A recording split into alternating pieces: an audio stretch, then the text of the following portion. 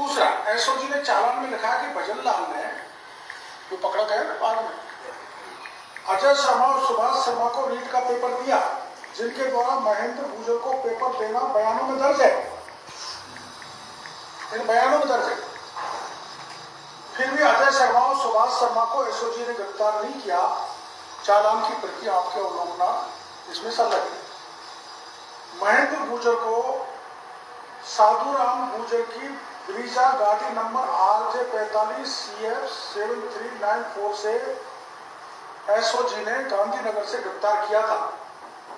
साधुराम गुर्जर शिक्षक संकुल में प्रतिनियुक्ति पर व्याख्याता के पद पर काम कर रहा है,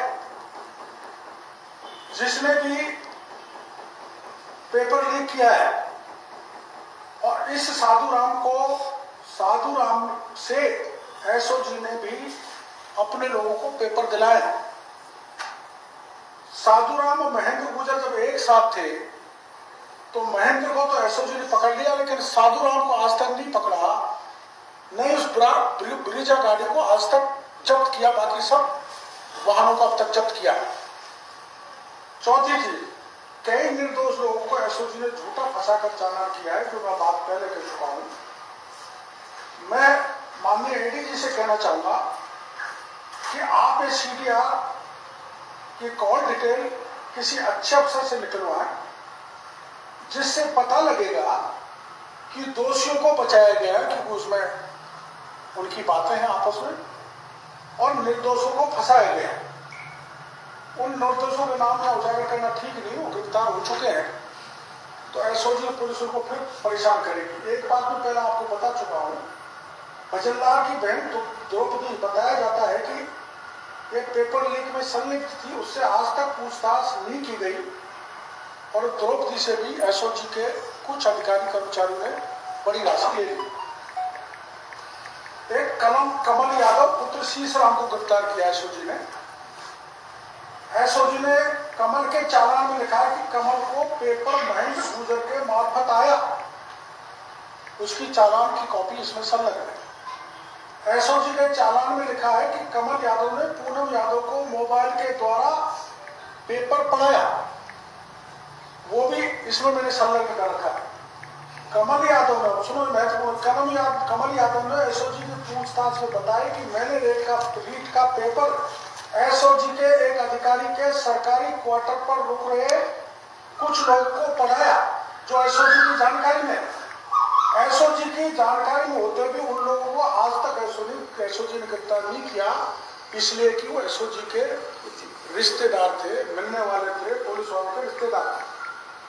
कमल यादव ने अन्य दर्जनों लोगों को पेपर पढ़ाया, जिनकी जानकारी एसओजी को है, और सीडीआर की अगर कोई निष्पक्ष बड़ा अधिकारी जांच करेगा, ईमानदार, तो पता भी लग जाएगा उसमें एसओजी का पेपर लीक, एसओजी की टीम द्वारा पेपर लीक होना प्रमाणित हो जाएगा।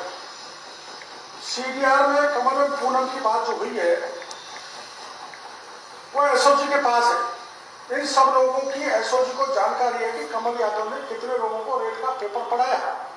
एसओजी बाकी लोगों को मुलजिम क्यों नहीं बना रही, ये समझ से बाहर है, जबकि एसओजी के पास पूरी सीडीआर है, जिसमें पेपर पढ़ने वालों के बात होने के प्रमाण है। अतः मेरी मांग है कि सीडीआर का किसी अन्य निष्पक्ष अधिकारी से परीक्षण कराकर सच्चाई जनता के सामने रखी जाए। एक चीज मैं आपको नहीं बता रहा हूं आज हट कर, कि दिनेश नाम का व्यक्ति है जयपुर में, जो FILQI computer teacher coaching academy, Riddhi Siddhi, Gangaram Nagar, Keshav Vihar, Gopalpura मोड़ पर कंप्यूटर की एक सेंटर चलाता है, एकेडमी। और इसने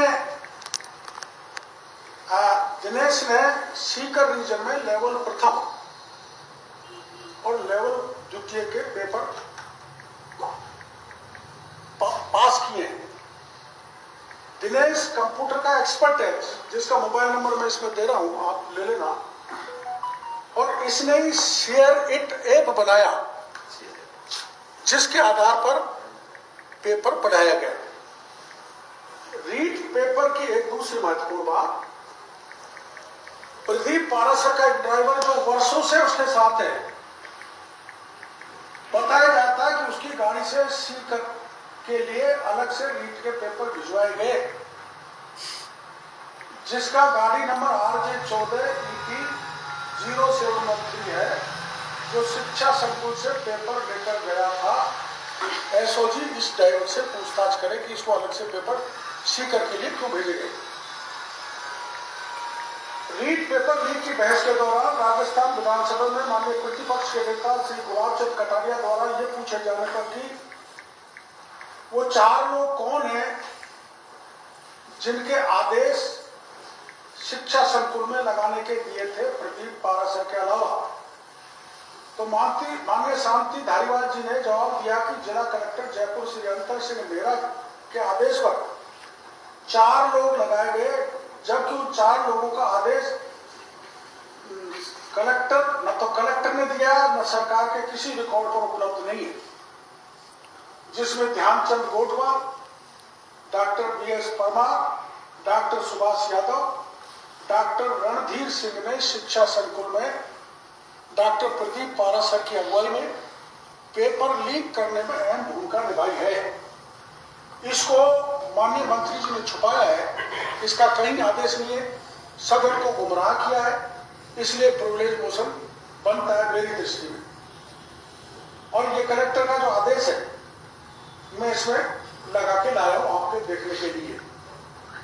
इसी प्रकार प्रदीप पारासर के 3 प्राइवेट लोग और राम प्रताप मीणा के 2 प्राइवेट लोग भी शिक्षा संकुल से 20-20 की संख्या में लिफाफों में पेपर ले गए हैं। इसकी भी एसओजी जांच करें।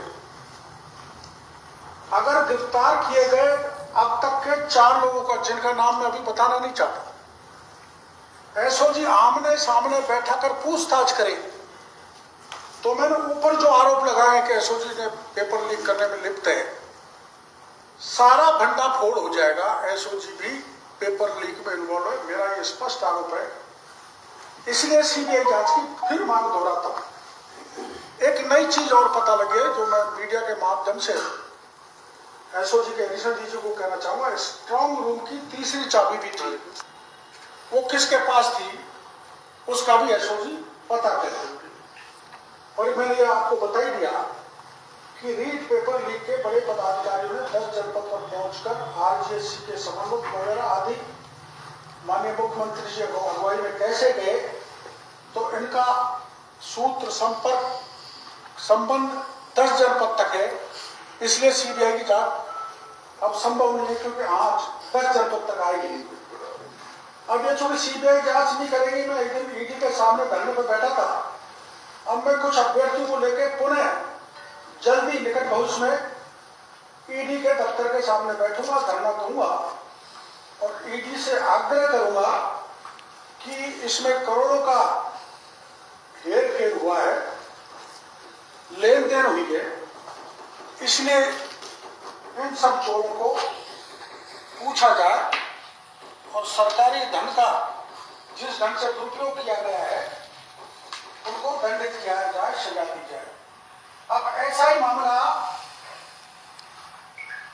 आरएस में होने वाला है और आपको पता है कि कई दिनों से आरएस के अभ्यर्थी यूनिवर्सिटी में अनशन पर हैं, जिनकी ज्यादा हालात खराब हो गई, वो एसएमएस में जीवन और मौत के दूर अपना जिंदगी जी रहे हैं।